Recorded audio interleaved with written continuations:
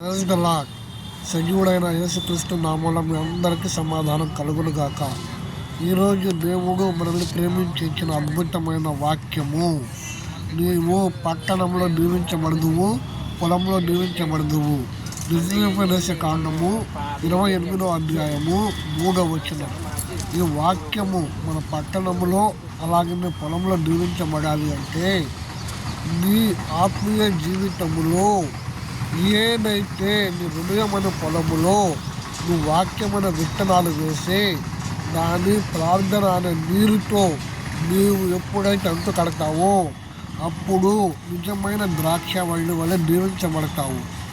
దేవుడు నీవు పట్టణములో అలాగే పొలములో అన్నప్పుడు నీ హృదయమైన పొలాన్ని వాక్యమనే నీరుతో ఎప్పుడు తడుపుతూ ఉండాలి.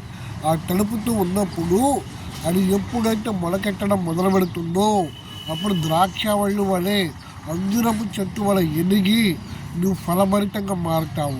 ఫలభరితంగా మారినప్పుడు నీ కుటుంబానికి, నీ సమాజానికి, అనేకులకు నువ్వు ఆశీర్వాదకరంగా ఉంటావు. నీ మాట అందరూ వింటారు. నీ మాట వేదంలా మారుతుంది. ఎందుకు? నీవు దేవునికి లోబడ్డావు కాబట్టి దేవుడు నిన్ను ప్రేమించాడు. అలాగే దేవుడు నిన్ను ప్రేమించాడు కాబట్టి నీ మాట అనేకులకు మాదిరికరంగా ఉంటుంది. అందుకనే నువ్వు పట్టణములో అలాగే పొలంలో దీవించబడదు అనే వాగ్దానం పొందుకోవాలంటే ప్రతిరోజు ప్రతి క్షణము నువ్వు దేవునితో అంటుకట్టబడి నీ హృదయం అనే పొలములో ప్రార్థన అనే నీరుతో తడుపుతూ ఉండు.